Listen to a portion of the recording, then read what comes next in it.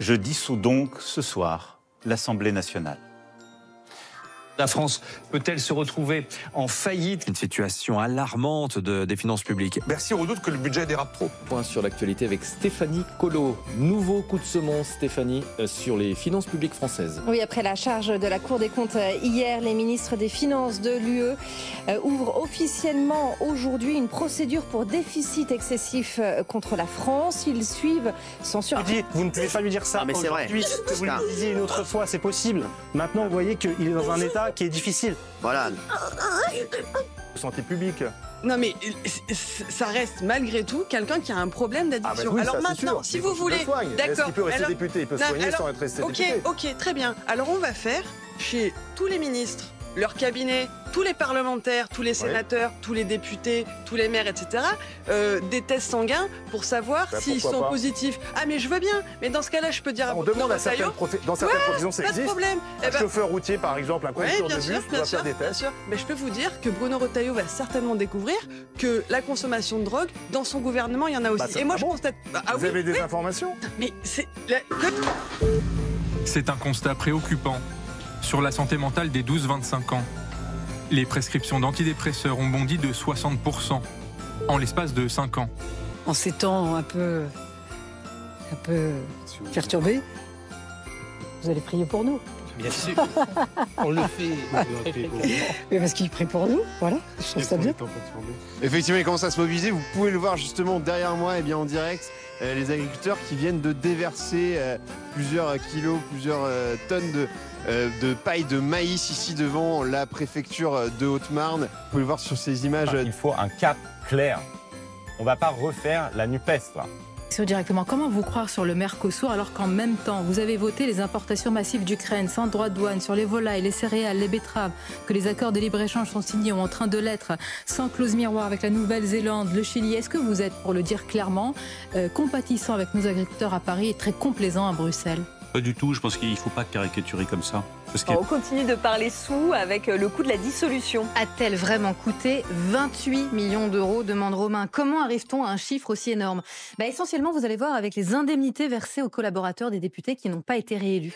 Il y en a 2000, plus de 2000 qui ont été licenciés. Ils ne partent pas les mains vides, heureusement. Donc leur départ et le calcul de leur solde de tout compte, ça fait quand même 23,5 millions d'euros. Autre coût, l'allocation de retour à l'emploi des députés qui n'ont pas été réélus. Alors, l'humanité, le crime de guerre, c'est pas une question de degré, c'est une question de nature. Autrement dit, une bombe qui explose et qui va détruire et qui va faire des dégâts collatéraux tuera sans doute des enfants. Mais ces enfants ne mourront pas en ayant l'impression qu'en face d'eux, l'humanité a trahi tout ce qu'ils étaient en droit d'attendre. Alors, je me retrouve dans un lieu totalement insolite, un garage. Ce sont les images que l'on voit là. Tout à fait. Vous verrez que d'un côté comme de l'autre, on a bien deux portes de garage. Donc, tout de même une facture plutôt salée. Si l'on regarde les chiffres, pendant 4 ans, de 2017 à 2020, il y a eu des études poussées qui ont été réalisées et ensuite un plan d'action, le financement 1,4 milliard d'euros, la moitié financée par... Fabuleux, fabuleux, quel bonheur. C'est juste génial, génial. Voilà, bonheur total, promesse tenue, engagement tenu. Vous avez tout dit, Monsieur le Premier ministre, cher Donald, à l'instant. Je voulais revenir sur quelques points. D'abord, évidemment, l'Ukraine. France, je vous remercie. La France, 7e puissance économique de la planète, qui se retrouve au niveau de la Grèce. Première réaction. La réaction, c'est que la Grèce a fait le travail et que la France ne le fait pas. C'est ça ce que veut dire ce graphe. En 2017, vous avez fait exploser la dette de 900 milliards d'euros et vous voulez la faire payer aux Français. S'agit-il d'incompétence? Non. Vous savez pertinemment ce que vous faites. Vous osez déplorer aujourd'hui une baisse imprévisible de recettes, que c'était un accident. Vous avez sciemment vidé les caisses de l'État et vous préparez une nouvelle saignée pour 2025, à tel point que... L'élite politique, médiatique, économique. C'est faux de dire que c'est elle qui m'a porté. Beaucoup de gens, tous les gens de ces milieux pensaient que j'étais un fou en 2016, 2017, de me lancer. Là, je vois tout le système depuis que j'ai décidé la dissolution. Il est fou, qu'est-ce que c'est? Parce qu'en fait, beaucoup de ces élites Ah bah ça c'est de mieux en mieux. Ça. Je ne vois pas où sont les limites de l'exercice. Ça se fait pas de dire ça d'un homme ou d'une femme politique, mais il y a un portrait psychologique à faire de cet homme. À la main qui se revendiquait être proche du président de la République ou d'être un visiteur du soir, l'a fait. Et c'est vrai qu'on peut se poser des questions. Confirmé par le délégué départemental du RN après la publication sur les réseaux sociaux d'une photo de Ludivine Daoudi portant une casquette nazie, photo prise lors de sa participation. Tu te lèves, tu prends tes affaires et tu te casses. On a failli tous crever à cause de toi. Tu veux rester, non? Donc tu prends ton gros cul, ton sac en jute, ton flambeau, tu viens ici, tu te casses. Mais donc on vote pas, quoi. Si, tu veux qu'on vote? Regarde, voilà, Melvé. D'accord. 1, 2, 3, 4, 5. Unanimité. Allez, c'est vrai. On a failli tous crever. Allez, au revoir, Annick. Au revoir, Annick. Bon, bah les copains. Non, on s'en branle. Mais non, tu veux quoi? Un bisou aussi? Allez, hop, tu te casses. Il est où? Voilà.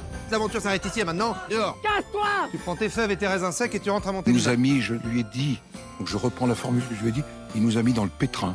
C'est à lui de nous sortir du pétrin. J'ai pris cette comparaison avec la boulangerie. Le journal Libération révèle ce soir qu'il y a quelques mois, vous auriez dîné avec Marine Le Pen. Est-ce que vous confirmez cette information? Oui, c'est vrai. Nous avons dîné parce que on se connaît peu et on a dîné.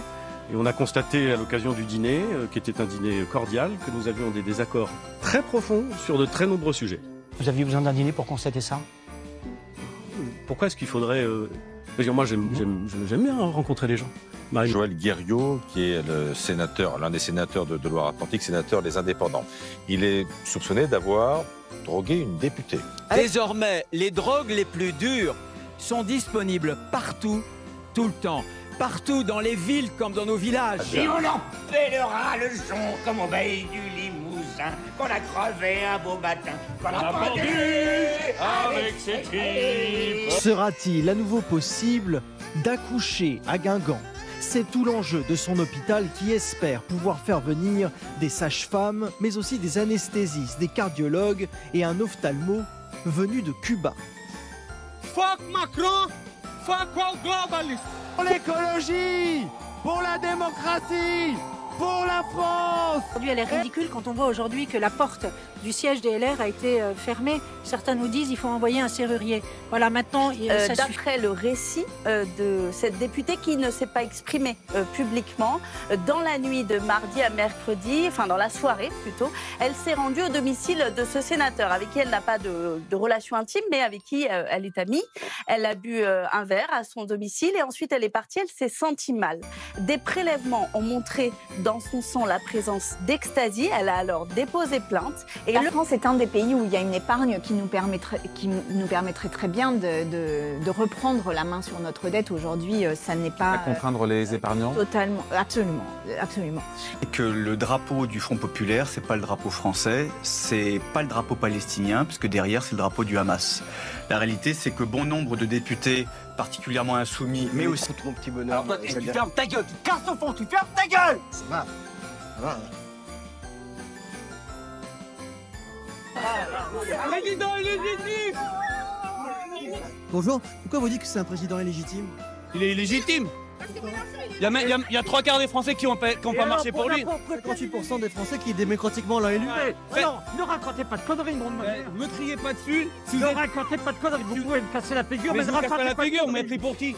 Vous ne racontez pas, il a été voté légitimement. C'est la Constitution qui est comme ça. Et qui est légitime pour vous? Alors qui c'est qui est légitime? Alors vous voulez l'anarchie? Donc on reste soumis. Alors vous voulez, on n'est pas soumis, on n'est pas soumis. Mais vous rigolez ou pas? Vous rigolez, c'est vous qui rigolez. Non mais entendez des conneries pareilles. On attend la messagerie. Cette séquence est... Messagerie Orange, bonjour. La personne que vous essayez de joindre n'est pas disponible. Veuillez laisser votre message après le bip. Donc je dis, Jordan, on se connaît depuis qu'on a 17 ans, on s'est rencontrés quand on avait 17 ans. Et tous les deux, on vient de Seine-Saint-Denis, tous les deux... Je ne suis pas bien évidemment militaire et je n'étais pas né au moment de cet attentat, mais je pense que je parle pour beaucoup de Français quand je dis qu'ils crèvent. Israël fait le travail de l'humanité ici. Pour nous tous, pour nous Français, c'est une immense fierté. Total à s'extraire du présent. Parlez clairement, docteur. D'accord. Mon Claire, il est incroyablement con. Docteur, il faut me débarrasser de lui. Je suis sûr qu'il serait mis à l'asile. C'est un asile de fous, pas un asile de cons. Il faudrait construire des asiles de cons, mais Vous imaginez un peu la taille des bâtiments. Guillaume, on parlait ici même il y a quelques jours de l'inquiétude des patrons parce qu'il n'y avait pas de Premier ministre. Que disent-ils de la nomination de Michel Barnier? Les patrons, je ne vais pas vous raconter d'histoire, ils sont soulagés. Hein. Ils ne sont pas euphoriques, mais ils sont rassurés parce que Michel Barnier... Censure et conformément à l'article 50 de la Constitution, le Premier ministre doit remettre au président de la République la démission du gouvernement.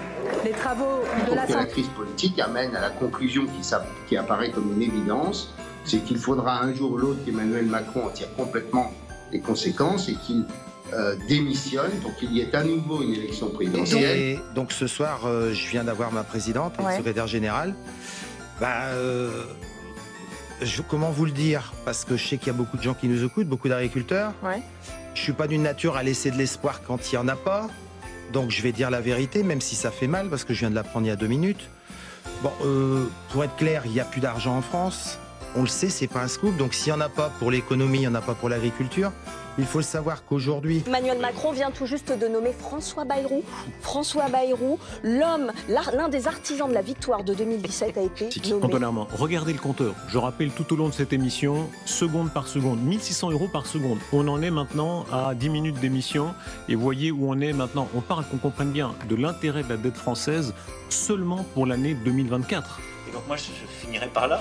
Je vous remercie de cet engagement parce que on est dans une période où on refonde. On est en train de réinventer un modèle. C'est plus dur de le réinventer quand tout n'a pas été détruit.